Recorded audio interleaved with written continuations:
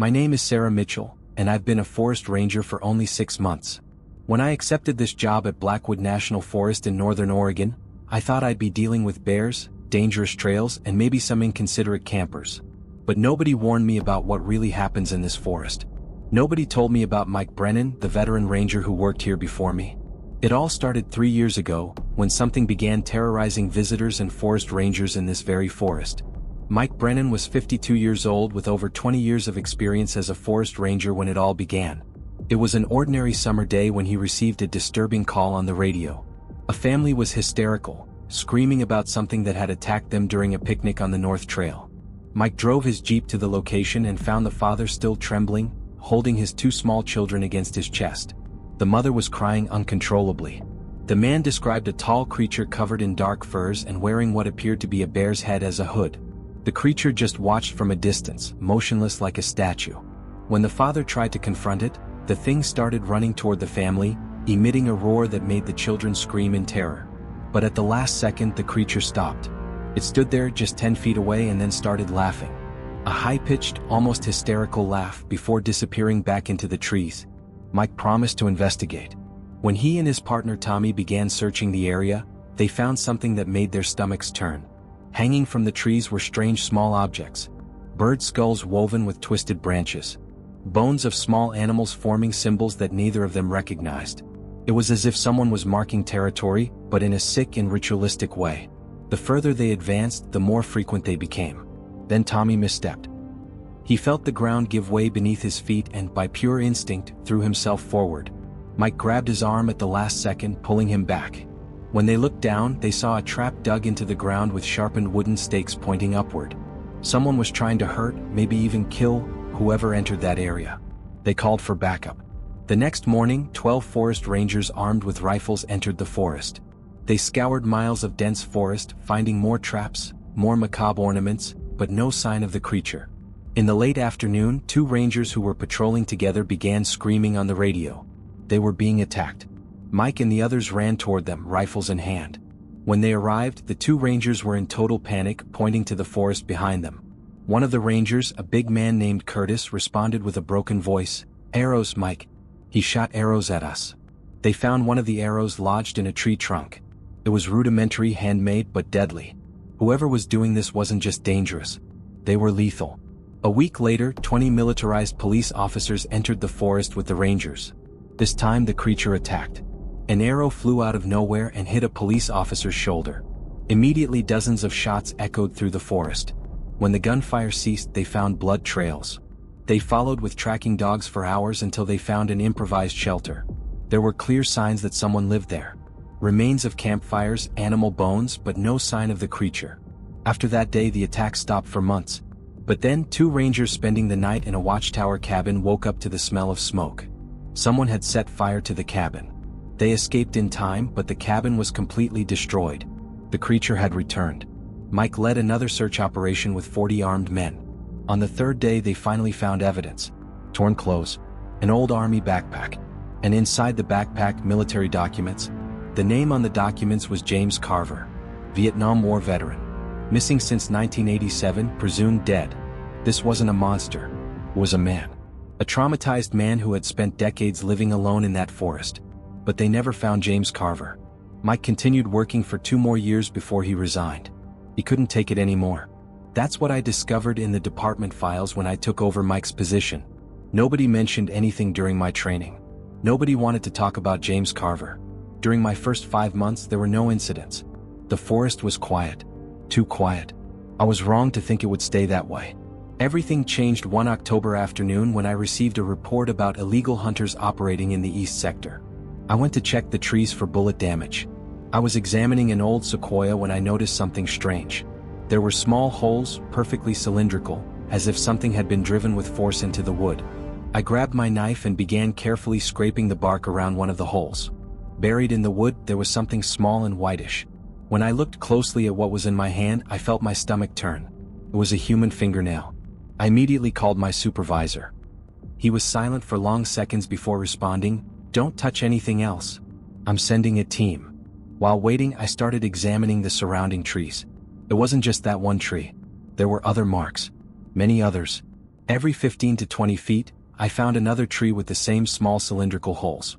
The marked trees formed a pattern. An almost perfect circle about 150 feet in diameter. In the center of the circle there was a clearing. Nothing grew there. Just bare earth and some scattered stones.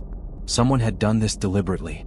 When the forensic team arrived, they worked methodically, removing samples from each marked tree. When they finished with the trees, they started digging in the center of the clearing. They found bone fragments. Enough to officially turn this into a crime scene. Over the next 3 days, FBI teams arrived. They expanded the search and found 2 more similar formations, each about half a mile apart. Each circle had the same pattern. Marked trees, clearing in the center, and human fingernails driven into the wood. On the 4th day, I received a call from the lab. The nails belonged to at least 8 different individuals. They were all torn nails, not cut. Ripped out with force, probably while the victims were still alive. The nails had been driven in over a period of 20 years. They began comparing the DNA with missing persons databases. The matches started appearing. Lisa Hammond disappeared in 2003. David Chin vanished in 2008. Amanda Pierce never returned from a morning run in 2015. All people who disappeared in the Blackwood National Forest region. But it hadn't been animals. Someone had taken them. Someone had tortured them. Then one of the investigators called me over. He pointed to the map showing where Carver's shelter had been found 3 years ago. James Carver's shelter was exactly a quarter mile from the first circle of marked trees. He knew. James Carver knew what was happening in that forest. I ran back to the old files. In the photos of his shelter, there were objects hanging on the walls. They were pieces of rope intertwined forming small circles. Exactly 8 circles. The same number of victims whose nails we had found. James Carver wasn't just living in the forest. He was watching over something. Protecting something. But we found records of disappearances that dated back to long before James Carver had even gone to Vietnam. In 1971, a woman disappeared during a walk. In 1965, 2 teenagers vanished without a trace. The circles had been happening for over 50 years. Carver wasn't responsible. He was just another piece in a much larger and much darker puzzle. A week ago, during a night patrol, I found something hanging on a tree near the 3rd circle. It was a bird skull woven with branches, exactly like the ornaments Mike's team found 3 years ago. It was fresh, newly made. Someone is still in the forest. Someone is still marking territory. This morning I went back to the 1st circle. Alone. I stood in the center of the clearing, looking at the marked trees around me. The morning sun filtered through the branches, creating patterns of light and shadow on the ground. The shadows of the marked trees all pointed to the same place. To the exact center where I was standing. I froze. Someone was there. I could feel it. At the edge of the forest, partially hidden behind a thick tree, there was a figure. It was wearing dark, torn clothing. And something on its head. Something large and dark that seemed disproportionately larger than a normal human head. My heart raced. I grabbed the radio, but I couldn't take my eyes off the figure. It didn't move. Just watched. I brought the radio to my mouth, about to call for backup, when the figure did something unexpected. It slowly raised one hand and pointed. Not at me. At the ground at my feet.